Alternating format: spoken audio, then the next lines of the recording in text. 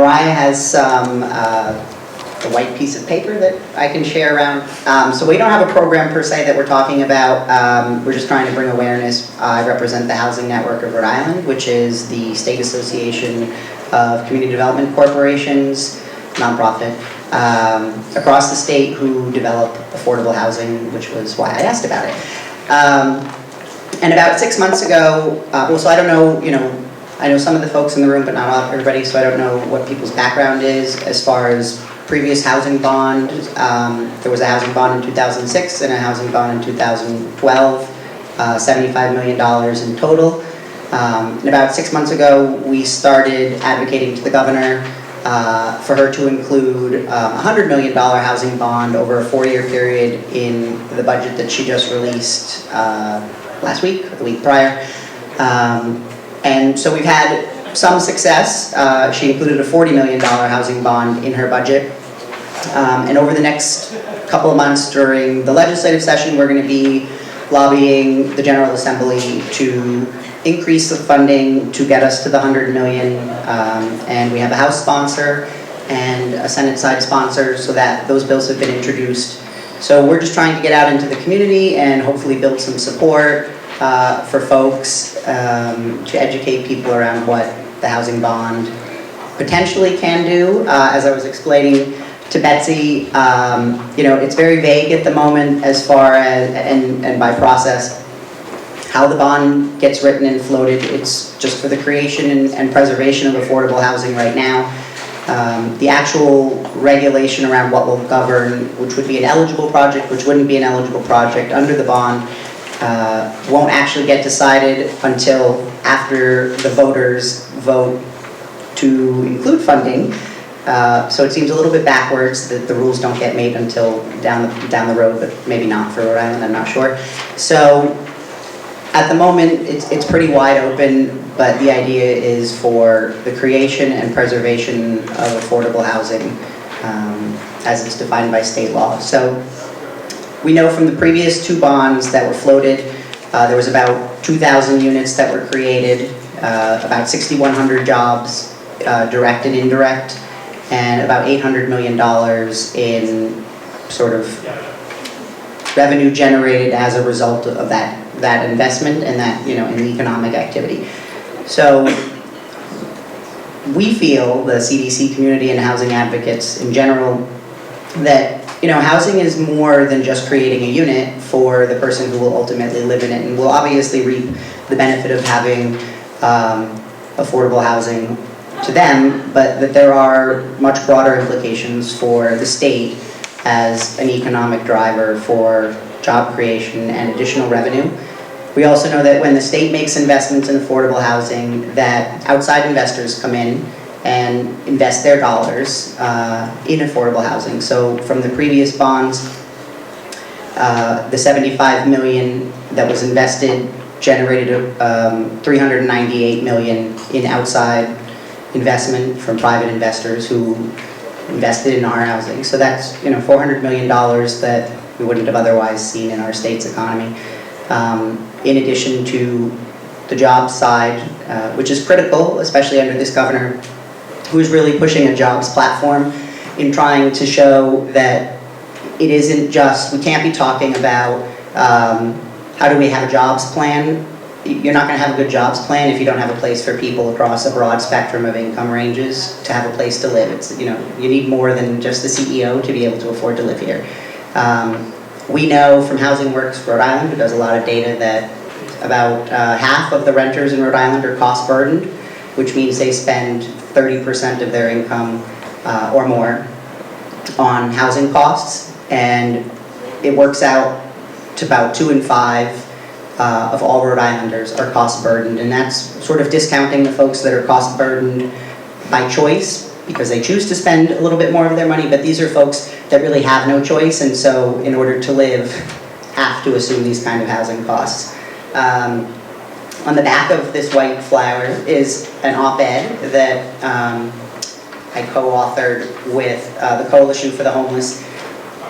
You would think that we often get asked about, it's seen as 2 issues, how do we create affordable housing and how do we end homelessness? And It seems kind of like the obvious answer that, duh, of course, like without housing you're not going to end homelessness.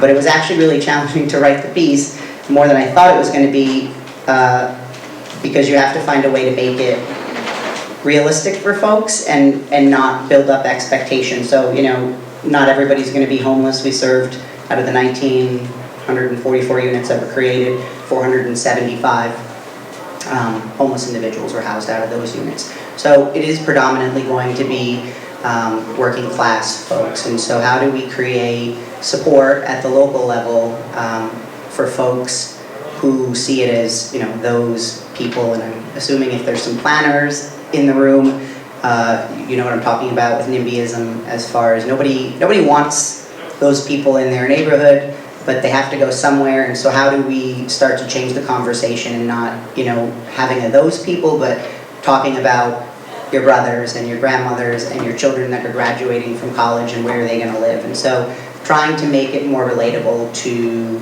the everyday person, because at the end of the day, it actually is them. They just haven't acknowledged it yet. So we're just trying to go out and get the word out, I guess. And I don't know if Mariah passed this out. This is just sort of some background information around our organization and the work that the CDCs do, which Bonnie referenced actually in her presentation as the folks that would be accessing the $900,000 through the CDBG funds.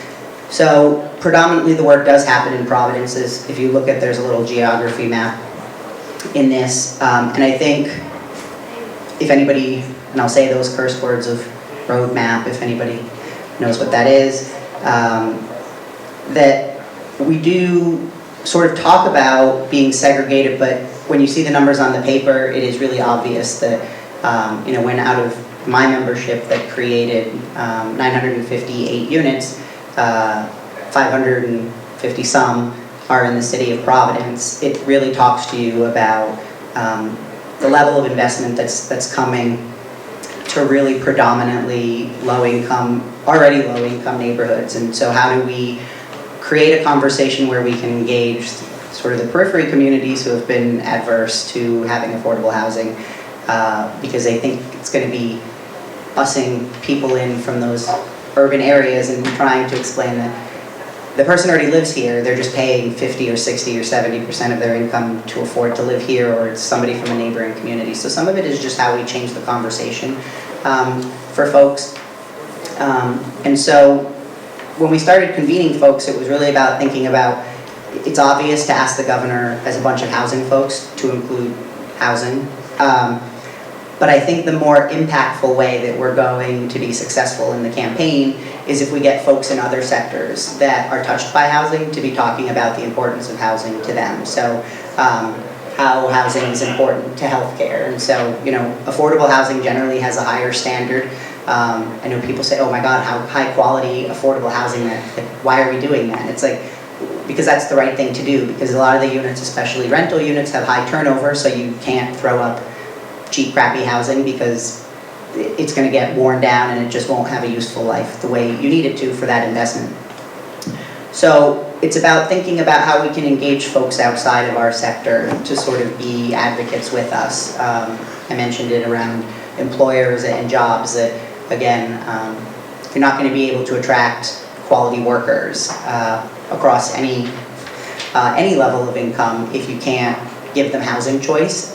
And that's, I think, a really critical piece of this, is that people assume choice is only for those people with money, and I think we're trying to work around to say people should have choices. That seems fair. And it may not look the same across all spectrums of income, but that it isn't just that if you make 30% of AMI, you're just destined to live, in Providence in a neighborhood, or in Central Falls or Pawtucket. And if anybody's ever not checked out the Housing Works fact book, it's really informative about where you can afford to live at certain price points. And there's definitely some eye-opening data in there about at the lower income levels where you really can just live in one or two communities, and not till you get up to, by state law, 120% is still considered affordable, which for a family of four is pushing $90,000. And really only at that point can you begin to have significant housing choice, and that's just not realistic given the median income of Rhode Island. So I think we're just trying to change the landscape a little bit in the conversation around how we talk about affordable housing and break down some of the barriers and the silos that people sort of live in when we talk about that. And that's kind of it in a nutshell, if anybody has any questions. It's hard to see because it is this like horribly glaring light, and it's like you're not really sure what you're looking at, but it's like I know there's people. We're out here. We're here. Yeah, I see you, but I need well, to I have one question, which is, what's the, so if it's 40 million and not 100 million, what's the impact on like what we're trying to do? So buried in that question is sort of what should we be advocating for? Just that she pass the 40? Did the legislature pass the 40, or should we be really pushing up to 100? What's the difference? So we're going to be supportive of the 40, and if you read the op-ed, we are, and we've publicly stated that, you know, we are completely grateful for the step, but it's an acknowledgement of that it's a step and it's not a solution, that, you know, investing this 40 million as investing the previous 75 is not going to address the housing need. Housing Works is working on a housing report now. But we know, at least anecdotally, from service providers and just being in the field, that the need is much greater than even the 100 million. And so it's not to just fix it with a bond, but how do we create something that has a long-term idea where you can say, we're going to invest in this as a strategy as part of our budget. And so, I mean, it's a waste a little bit of resources to chase bonds. It costs money to float bonds. It takes a lot of staff, time and energy to sort of campaign for these things. So we are going to promote the 100 million through the legislature. She's actually suggested that we do that, and so we're doing that. We also are recognizing that I think 100 million is probably not terribly realistic. And so it's really trying to focus more on that there is a need for that level of investment without specifically calling for the 100 million. So we're just looking to increase the 40 million. So if you're interested in sort of advocacy level work, it's yes, supporting the 40 million, but then where there's opportunities to promote an increase, that you would show up for those sort of things as well. Yeah, I mean, we know the 100 million is terribly ambitious. And given the other things that may or may not be on the ballot, will seem like a really heavy lift for a lot of the voters. But I think it's really more about a statement to say that, you know, we haven't made investments in a long time. Massachusetts invests about $99 per person for affordable housing and housing homeless prevention programs. Connecticut, they just went up recently. They were in the 70s, they're still in the 70s, 76, we're at $9, like $8.46. So, I mean, it's pretty dismal. And so I'm not really sure with that kind of investment how you're going to end anything. And so the call is really to just have leadership and state investment to sort of acknowledge that there's a need and that there's an obligation that they have to meet that need. Michael, did you have a question? I was thinking there's no downside to ask for the 100 million, because I honestly think it would be approved by the electorate. I think they see this as a priority, and I think they see a lot of other things that are going to be asking for bond issues as less of a priority. I love your optimism. Well, no, housing is number one, but there's got to be a ranking, right? That's what we got to be shooting for. Yeah. You know, we can ask for everything, but we need to prioritize and ask for the things that matter first and most.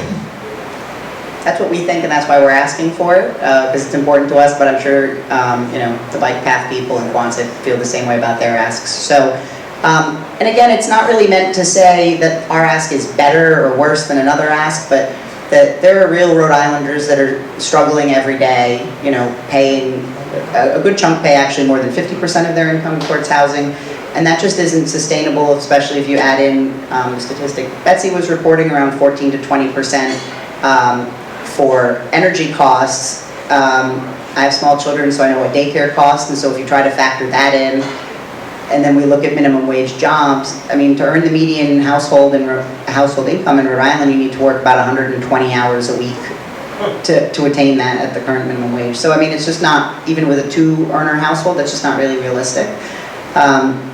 And that doesn't even get you into a ton of home ownership opportunities at that point of income. So we're gonna ask, and hopefully we will educate people about need, and that will drive the bus on decision making.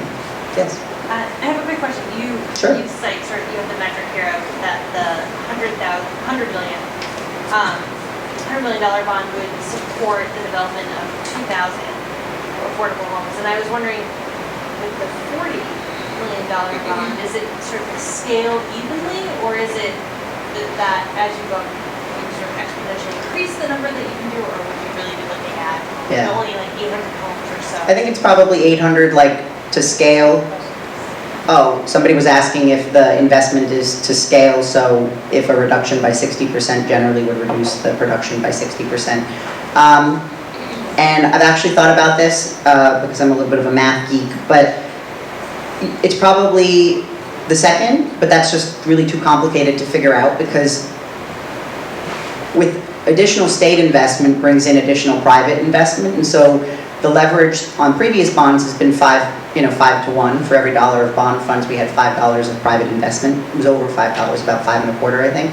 So you don't know, right, from the investor side, that if they see a better commitment from the state, if they're willing to bring more resources to the table. So I suspect it is a much more complex math equation than just saying, oh, we're down by 60%, so the production is down by 60%. But to give a jumping off point, we'll start there.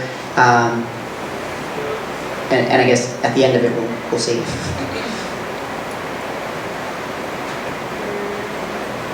I see no other hands. Going once, twice. Okay.